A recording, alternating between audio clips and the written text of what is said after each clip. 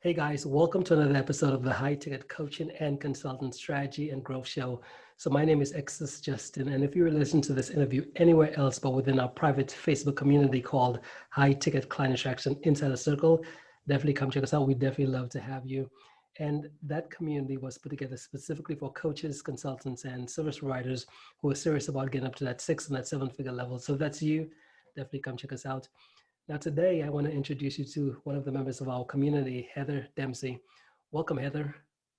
Hi, thanks for having me. Awesome, you're welcome. So, Heather, tell myself and the rest of the community, what is it that you do? I am an emotional wellness coach, and that is for stressed out, super striving entrepreneurs, but more specifically for people that have experienced psychological abuse. So I'm very, very, very passionate about the topic because I also did, and I love to help empower people, let them see the gift that they actually received from the experience and what they can do with it, how it helped kind of create how incredible they are and how much they can achieve, again, but feel good about it. Yeah, awesome. Now, what's your backstory? So before you got into this line of work, what did you do before? I owned a day spa for almost 19 years before I sold it, which was just 3 years ago. There was an overlap to this current profession and that.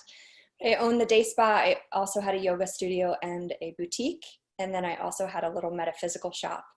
So quite diverse. What I realized over the years was all those things were trying to bring me to this. So I was trying to really have an impact on people's lives. And so at 23, when I opened my spa, I thought a spa would do that. I thought it would have an impact on people's lives, and just kept getting deeper and deeper. Yeah, and it's very interesting, right? With life, life is one of those things where we get started, but it always leads us to the next evolution. And it fascinates me a lot because a lot of people, they get through what they're doing and then they get to the end and realize like, what do I do now? Versus other people, they do something and they realize, oh, that was just leading me up to this next phase. And it seems like you found that, right? Yeah. I always reference it to like the video game that you have to unlock a certain level, right? You have to do a certain thing to unlock the next level. And everyone's always excited about the next level. So, yeah. Yeah, good stuff, good stuff. Okay, good. And how did you decide to kind of work with the individuals you're working with at the moment? I'm my ideal client, right? And it's something that because I've had the experience, it's so fun, right? To me, it's so much fun to talk about business, to talk about our emotions, the challenges, the things that are kind of keeping us stuck. Because the people that I work with, they like the challenges, but they don't like when they can't overcome it. So it's nice to be that sounding board and support to help them work through what it is they need to so they can get where they want to. Awesome. So what do you find, what type of other the core issue, are there any specific issues you see that typically holds your clients back? Yeah, it's this perfectionism, right? Resistance. So there's a lot to that. Perfectionism is based on their experience, whether it was abuse or something like that. They're really afraid to make the wrong choice, that the criticism that'll happen, because they basically took over. Their inner critic took over the, say, abuser's voice. But then there's also resistance because likely if they were in a situation like that, they didn't really feel like they deserved better or didn't know how to have better. So there's often resistance to when someone starts to up level in their business. They might notice this happens a lot when people are right there, right at the peak of really breaking through a new level. They'll start to have anxiety like they did before, or they'll start to see the same bad habits come in like they were before. And very often by human nature, they get discouraged and kind of feel like, well, I'm never going to be any different, or this isn't going to be any different. But that's just the next test. The next thing to unlock to get to the next level is like, you did this already and you got through that. Let's get through it again. Yeah, it's almost like, I guess, getting to the end of your comfort zone, right? So when you get to that end where it's like, okay, everyone thinks like at the end of the fear, or whatever, it's like, it's going to be worse or whatever, versus when you actually get to that end and you actually cross, you realize that, well, it's a lot of difference. But I think Einstein, he said it best, right? Once your mind expands to a certain length or wavelength, or whatever, you could never go back. So it's always best to take that next step, right? Yeah, but I think what happens too, that it is totally true. So when people start to feel the same type of anxiety or resistance as they did in the past, they judge themselves and think they haven't made progress. Mm-hmm. And that's where they get so discouraged. So it's awesome to know that you might still experience that same thing, but stretching past it is totally worth it. Mm-hmm. Awesome. And you said you're your ideal client, so you've kind of experienced most of the core of those situations in your own life. Yes. Mm-hmm. Yes. I owned multiple businesses, had a lot of traumatic events in my life. And so to bring them all together and understand why I might not want to show up, and visibility has a lot more to do with my interpersonal relationships than business and showing up and being visible. So when we can really dissect how who we are as a person and who our experiences have been, the human that we are impacting where we are getting to in our business, it's really liberating. We can do a lot more with that information. Mm-hmm. It's not just strategy, right? It's not just what steps do I take today. There's more to it, emotional and feelings. And Awesome. That's a pretty cool tattoo. What's the history? What's the story behind the tattoo? so it's a permanent reminder for me of impermanence, because mandalas are known to be the symbology of impermanence. The monks making them with sand and letting the wind blow them away. So this was my permanent reminder that nothing is permanent. Mm-hmm. Okay, and awesome stuff. Awesome stuff. What about so based on where you are right now, what would you say is one skill you've kind of really practiced that's gotten you to your level of a success today? Um, my most recent thing that I'm really amused by is my ability to accept failure, right? That we can put failure in quotes. But yeah, just being able to say like, wow, I messed that one up, or that didn't go as I planned. And it doesn't mean I have to scrap the whole idea, or I'm a failure, or success isn't possible. That definitely held me back for years. When I owned my day spa, I would get so discouraged when things didn't go as I planned. And it took me a week just to kind of rebuild my energy. So now it's like, seconds, like, oh, I learned from that one. I won't do that again. Or maybe I'll do it and refine it next time. So yeah, accepting failure is just part of success. Mm-hmm.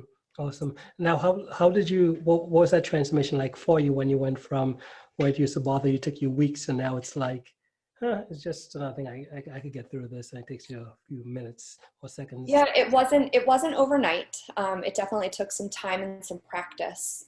But the best, I would say, if somebody wanted to try that, right, how do they get to that place? It's just exploring, like, the easiest question: did I really ruin my life with that failure? That to me is the simplest question to ask when we feel like we failed.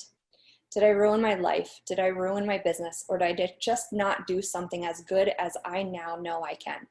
Mm-hmm. So just asking really simple questions to almost minimize and trivialize the failure and allow you to take it a lot more lighthearted. Yeah, yeah.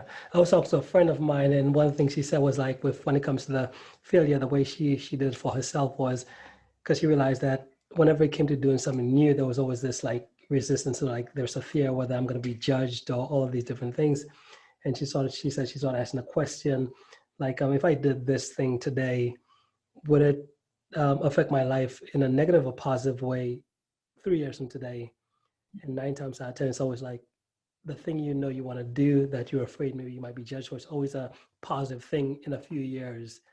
And then you go back, what about 2 years from today, a year from today, a month from today, a week from today, right now? And it always goes back into the only time where we feel it's going to affect us adversely is in the right now, versus when we look at the longer term perspective, we realize that no, it actually would increase the quality of our lives, right? Yeah, Yeah. that's great. Yeah, that's a question I would ask too is which choice, if you're left with two choices for your business, which choice could I potentially regret the most? Yeah. That also usually comes up with a pretty clear answer. Yeah. Yeah. So I guess it's like the rocking chair test, right? So imagine being 80 years old and you're at the rocking chair, which looking back, which one would you regret? And it's almost like, I don't want to regret. So let me just take the action right now, right? Yes. Beautiful. Yes. Love it, love it. So what about what's one story you could share from your past that you could share with us, if you're comfortable with it, that we could then look back and say, oh, so that's kind of how you got to where you are today. Do you have any of those stories that you could share? Yeah, they're heartfelt ones. Again, I always kind of wanted to help people. I knew I wanted to make people feel special, to feel more important than they were. So at 23, the way I knew to do that was to open a day spa and customize their massage experience and their skincare experience. It didn't go as planned for me emotionally. I was not happy, and it took actually my brother committing suicide for it to really hit home for me of how unhappy I was and how unhappy so many people are, and that there weren't enough resources aside from doctors and therapists for us to turn to. And so when I started turning to find other resources, it started to become my passion of I want to be one of those resources. And fortunately for my clients, and unfortunately in that respect, I have a lot of traumatic life experiences with abuse and grief, and that I can relate to a lot of people. So it also allows me to be really compassionate to what people are experiencing. So that's how I got here. Okay. Mm-hmm. What about your clients on their journeys? So how does the issues they typically face manifest for themselves, for them, to where they could come to realization like, man, I would need, I could definitely benefit from what Heather is doing over there. I do have people come to me from all different directions, right? I have therapists that refer their patients to me. That's very often a big source of my clients. And it's because they've been with a therapist for so long and the therapist isn't happy with kind of the results that they're getting. They feel like they should be further along than they are. And so usually that client of theirs is totally ready for some help. So how it shows up for them is just being sick of not being okay, just being sick of and almost not having any idea what it would be like to be any different, and knowing that they don't want to live the rest of their life that way. So it's kind of at a wit's end. So whether it's someone so focused on their business that their relationships are being impacted and potentially at risk, that becomes okay, I need help now, or I might risk my family, or maybe it's that they're so stressed out that their business is being impacted so severely that they could end up losing the momentum they have in their business. So it usually is that kind of at the wit's end, just not knowing what else to do and just cannot go another day how they are. Yeah, got you. Cool stuff, cool stuff. And you said you're in Florida, right? I am so lucky. Yeah, what's Florida like? What's it like down where on your end? I just moved here a year ago and it is like heaven. I'm 15 minutes from the beach. Palm trees are all outside my windows. It's hot all the time, which I love. It's just delightful. It is delightful. It's like living on vacation. Awesome, love it. Where'd you move from? Pennsylvania. Mm-hmm. Yeah, Pennsylvania. So no more snow, right? No more snow. Yes, that's one thing I miss. Originally I'm from an island called St. Lucia in the Caribbean, and moving up to the US, that was my first time seeing snow. I was like, man, I love this. This is so interesting. But after like my second 30, I'm like, I don't like this anymore. I'm tired of this. How do I get away from this snow thing, right? Right. Yes, love it, love it. Okay, good. So what about as you've been on your journey? Because I know with us as we've gone through building our businesses, learning, helping others, we always get these big insights in terms of things we're like, man, I wish I learned this like 3, 5, 10 years ago. I'm just now learning now. But as entrepreneurs, we're always getting these big insights. Have you got any big insights recently that you could share? This morning, actually, in a coaching call with one of my coaches, I was listening to somebody else. It was a small group coaching, and I was listening to somebody else who was talking about not being consistent, not being visible and consistent, and that she was feeling really alone and all the stuff. And so the insight that came up you hear so many entrepreneurs saying, like, if it's on social media or, their blog or emails, they're just not consistent enough because they're not getting the responses back. So they feel like it's falling on deaf ears. Then they feel like they're not in the right content or they're not approved of. But what dawned on me is this idea of we only need X amount of people in our lives, right? And we only need a certain amount of clients for our business when we really narrow it down. And so if we imagine that all these people in the world could potentially be them, but let's say there's 10 dream clients that are on the other part of the world. And it's our job through our messaging, through our contacts, through social media and emails to put markers out for them. Or maybe we're manning the lighthouse to show them and guide them to us. And where they're not arriving to us fast enough and we might give up and leave the lighthouse to go out to dinner, or we might stop putting markers up out of discouragement, but then they get even more lost and it takes even longer for them to find us. So it's just this cute visual of, man, it's my job, it's my obligation, if I want to help people, to be consistent, whether they're responding or not, because they're still trying to find me.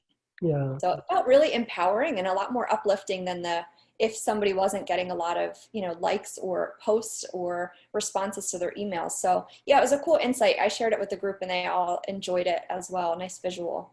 Yeah, that's awesome. And that's so true as well too, because it's almost like when you grow a business, it's like you have to be, right? So most people try to chase or try to get versus realizing that if you could be, and if you say you want to help people, just come from a frame of how do I make that my life, which is how do I make myself just be okay with being, just showing up and expect, even if it doesn't happen on the first video, second video, third video, 15th video, whatever, but just the fact of just being who you are, which is saying, I'm just someone who just provides value.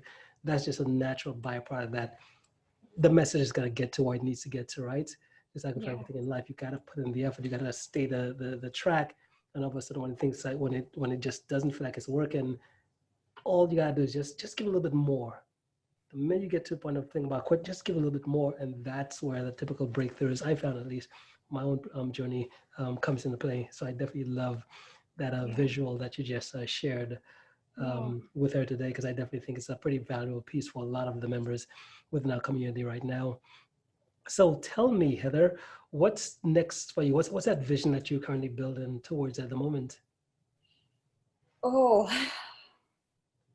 I don't have a very set one because I just started to really unfold where I am, having just moved here. I guess vision is a little bit for me to be a little bit more structured in my business, to consistently be growing instead of letting myself get to a place that I'm happy enough with and kind of coast, to keep growing it. I would like to create more opportunities for different levels of people to work with me, whether they're brand new to this type of work or if they've been doing it for years and want to dig into the really icky, dirty inner work, but also accessible on all different levels. So creating different memberships, so it's really easy for people to invest in and have lower entry point and a lot of contacts still, or the one-on-one program. So just, I guess, refining. I'm at a new level of refinement in my personal growth in my life.